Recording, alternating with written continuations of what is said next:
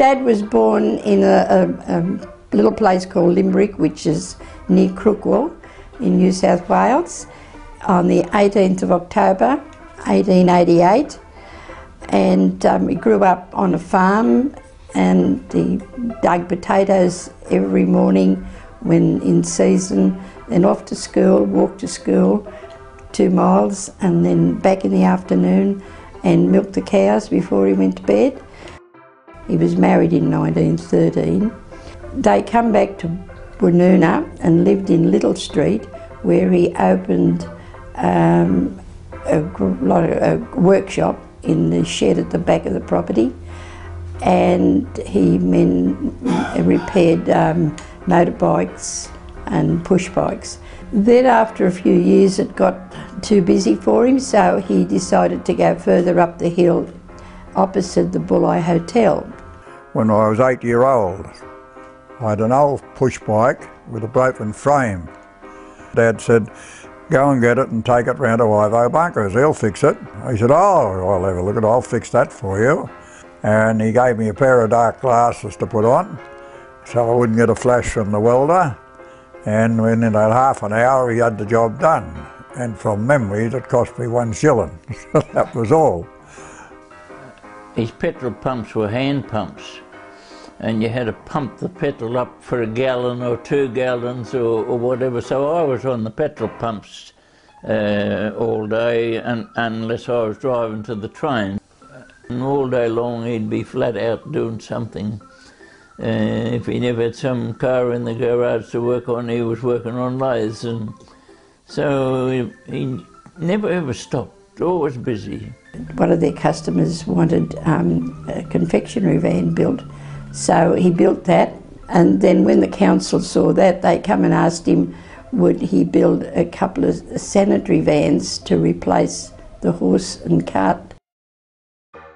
He also saw a need for a bus run.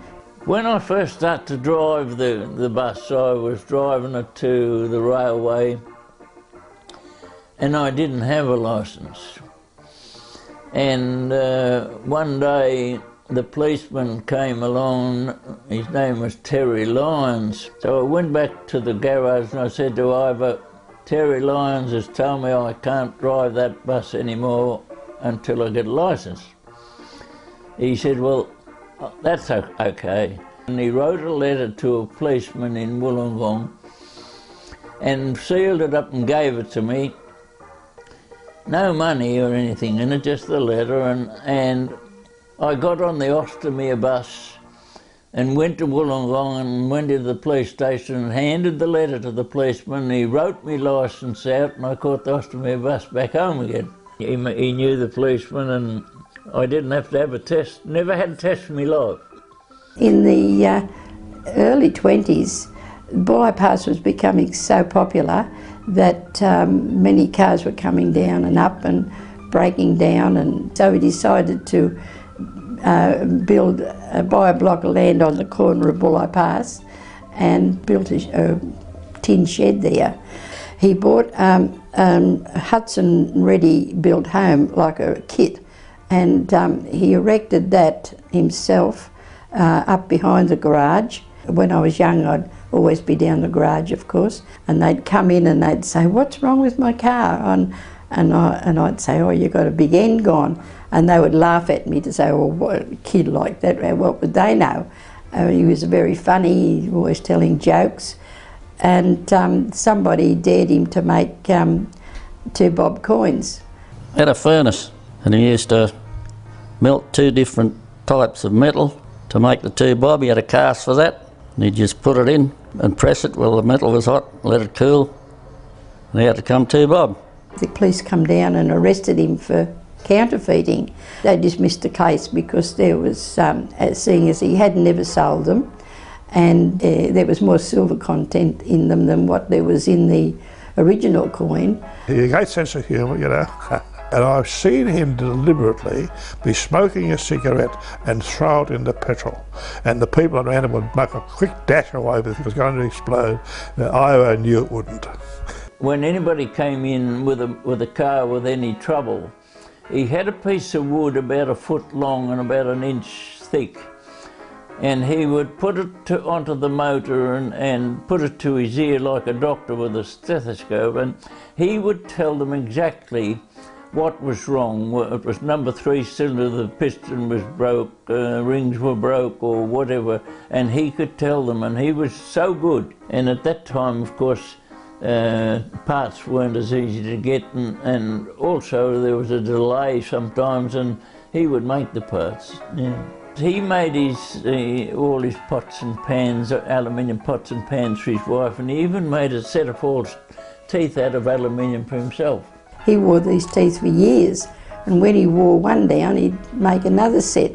And then he bought an organ, a piano, he had 3 violins, a clarinet, a piccolo, a Jew's harp. We all learnt musical instruments. Mum used to play the piano and sing, and Dad would play the violin. Never had a lesson in his life, and he could play by ear. They was well known in the district, him and his family, because they were musically minded, and they had their own orchestra in their own home, and they used to entertain in their own home. It was quite a feat. If anybody had any ulcers or anything like that, they used to come to him, and he used to get these big lily leaves and apply it onto the wound. And we had a friend across the road who was named Foreman. He chopped the top of his finger off, and he come flying over to Dad. So Dad put it back and stitched it around, and he still had it when he died, but it was a bit crooked. Then he decided that it was time to build a decent garage. Behind the tin garage that he had, he dug out all the clay. He found out that the clay there was reasonably good in the bank for making bricks, so he built his own kiln for firing the bricks, and then dug the clay himself and made the shape of the bricks, and then put them in the kiln, and then and built the garage. He pulled all the tin walls down, and everybody said, "Oh, Ivo Bunker's built a garage in a day." And because they hadn't seen the work that was going on behind the tin shed. One of the things that he invented was the cord that you drove over a cord when you drove in for petrol, and rang a bell in the establishment to let the man inside know there was a car out the front. He invented that. Well, you do know him, you can realise nothing was impossible. And everyone knew him and loved him, you know, because he was part of society. There was no airs and graces about him, and he was very highly thought of and admired. I've never seen Dad in a suit, you know, always overalls. He was a real lovable character, he really was.